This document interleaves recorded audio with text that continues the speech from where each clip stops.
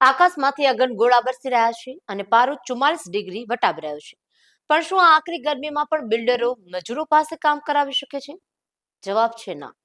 ગુજરાતના મોટા શહેરોમાં હવે હીટ એક્શન પ્લાન હેઠળ કડક ગાઈડલાઈન જાહેર કરી દેવામાં આવી છે. અમદાવાદ, સુરત અને રાજકોટ જેવી મહાનગરપાલિકાઓએ સ્પષ્ટ કહ્યું છે કે જ્યારે શહેરમાં રેડ કે ઓરેન્જ એલર્ટ હોય ત્યારે બપોરે 12 થી 4 વાગ્યા સુધી બાંધકામ સાઇટ પર કામ બંધ રાખવાની અપીલ કરવામાં આવી છે.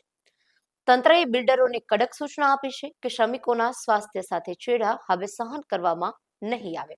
માત્ર ગુજરાત જ નહીં, ઓડિશા અને કેરળ જેવા રાજ્યોમાં તો આ નિયમ એટલો કડક છે કે જો કોઈ બિલ્ડર બપોરે કામ કરતા પકડાય તો તેના પાછળ ભારે દંડ અને કાયદેસરની કાર્યવાહી પણ થઈ શકે છે. ત્યારે ગરમીને કુદરતી આપત્તિ ગણીને મજૂરોને કમ્પલસરી બ્રેક આપવામાં આવે છે.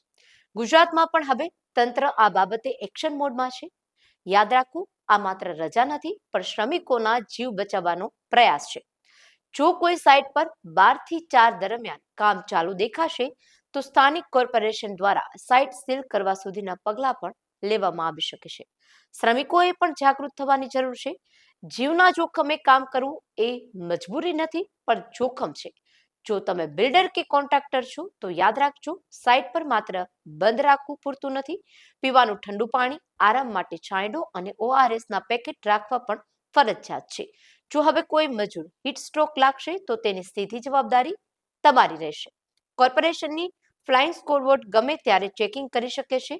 આ વિડીયોને એટલો શેર કરો કે દરેક બિલ્ડર અને કોન્ટ્રાક્ટર તેમજ શ્રમિક સુધી આ માહિતી પહોંચી શકે.